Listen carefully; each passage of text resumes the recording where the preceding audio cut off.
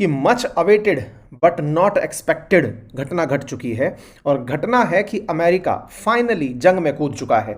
कारण चाहे जो भी हो, लेकिन फिलहाल का जो आज का सुबह सुबह का अपडेट है वो ये कि अमेरिका ने ईरान के परमाणु फैसिलिटीज पर वो बॉम्ब गिरा दिए हैं जो जमीन को भेद कर अंदर तक सुरंग में स्थित न्यूक्लियर फैसिलिटीज को नुकसान पहुंचाने में सक्षम है। ताजा अपडेट्स की अब जानकारी ट्रंप के ट्वीट से ही दुनिया को लगी, जब उन्होंने कहा कि मैंने अपनी तरफ से काम कर दिया है, हमने इजराइल का साथ दे दिया है। और इस घटना के बाद जो स्पेक्यूलेशंस हैं बाजार में वो इस बात की कि रिपरकर्शंस क्या होंगे, मिडिल ईस्ट में इसकी क्या घटना होंगी, क्या प्रतिक्रिया होंगी, क्या अमेरिका ने अपने जो भी ठिकाने हैं मिडिल ईस्ट के अंदर या फिर अपने ऊपर होने वाले जवाबी हमलों को कैलकुलेट कर लिया है। आने वाला समय किस तरह से होगा उस पर विस्तार से आज की चर्चा होगी, लेकिन सबसे पहले एक क्विक अपडेट इन हेडलाइंस के थ्रू आप जान लीजिए। साथियों, जिस तरह से आप यहां पर हेडलाइंस देख रहे हैं जो कुछ ही मिनट पहले या घंटे भर पहले के हिसाब से हैं, और उनमें जानकारी है कि ईरान इजराइल कन्फ्लिक्ट के लाइव अपडेट्स में US attacked 3 Iran nuclear facility. यह अपने आप में एक बहुत बड़ी घटना कंसीडर की जा रही है, not even in India but in world as well as in US, क्योंकि अमेरिका में लोग इस बात को युद्ध के उकसावे की कार्रवाई के रूप में देख रहे हैं। कहा जाए तो ट्रंप के जो अपोजिशन लीडर्स हैं या अपोजिशन के जो नेता हैं वो भी अपनी प्रतिक्रियाएं देने लगे हैं, जो संभवतया ट्रंप का जो पहले का डर था वो धीरे धीरे बाहर आने लगा है। खैर, इन सब पर चलते हैं, लेकिन सबसे पहले ये अपडेट देखें जिसमें लिखा है we have completed our very successful attack on 3 nuclear sites in Iran including Fordow, Natanz and Isfahan. इन 3 साइट्स पर हमने हमला कर दिया है। हमारे प्लेन्स पूरी तरह से ईरान के एयर स्पेस में जाकर के बाहर आ चुके हैं। हमने फुल पेलोड्स ऑफ बॉम्ब जो हैं वो ड्रॉप किए। प्राइमरी साइट फॉर्दो के अंदर सभी प्लेन सुरक्षित हैं, सभी अपने घर की तरफ हैं। सभी अमेरिकन वॉरियर्स को बधाई हो। There is not another military in the world that could have done this. हमने वो कर दिया है जो दुनिया की कोई और सेना कर नहीं सकती थी। तो आज के सेशन में आप जानेंगे वो कौन सा बॉम्बर है, कौन सा बॉम्ब है, कौन सी फैसिलिटी है जिसको अमेरिका एज ए जीत कंसीडर कर रहा है, और क्या ईरान इसके बाद टूट जाएगा या पलट कर वार करेगा। अपडेट्स देते रहेंगे।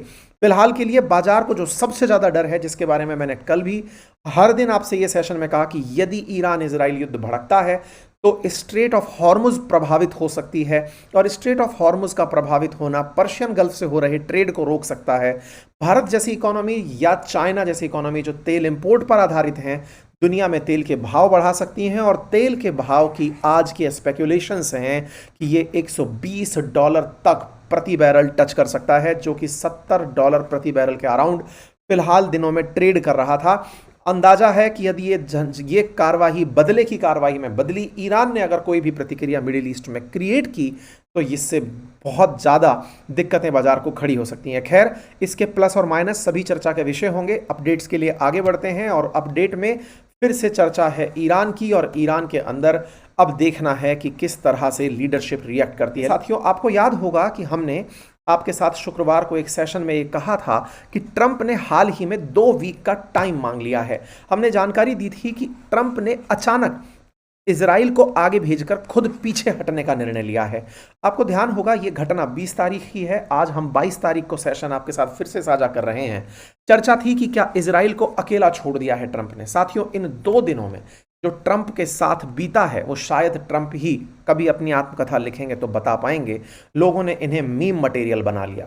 लोगों ने अमेरिका में इनकी कमाई पूरी इमेज को पूरी तरह खत्म करने का प्रयास किया। मैंने पहले भी आपको अपने सेशंस में ये जानकारी दी है कि ये आदमी पैसा रखता है, पावर रखता है, प्रसिद्धि की भूख इसे बहुत ज़्यादा तंग किए जा रही है, और ये नोबेल पीस पुरस्कार की चाहत इसको ये शो कर रही थी कि हाँ, शायद मैं इस कारण से ही सही, मजाक में ही सही, चर्चा में तो रहूंगा, लेकिन ये चर्चा इसके लिए अपोजिट हो गई। जिस तरह से ऑफिशियल स्पोक पर्सन ने निकलकर यह कह दिया था कि प्रेसिडेंट ट्रंप का संदेश है कि 2 हफ्ते तक हमें इंतजार करना होगा, और 2 हफ्ते के इंतजार में ईरान के साथ ऑलरेडी 6 बार हमारे नेगोशिएशन हो चुके हैं, और इन नेगोशिएशंस को और जगह दी जाने की आवश्यकता है। दुनिया में इजराइल के साथ साथ अमेरिका के जितने अन्य मित्र राष्ट्र थे, उन्हें अमेरिका का ये दोगलापन जिस तरह खुलकर सामने आया, ये ना केवल पसंद आया बल्कि अमेरिका विरोधी रवैया बाजार में तैरने लगा।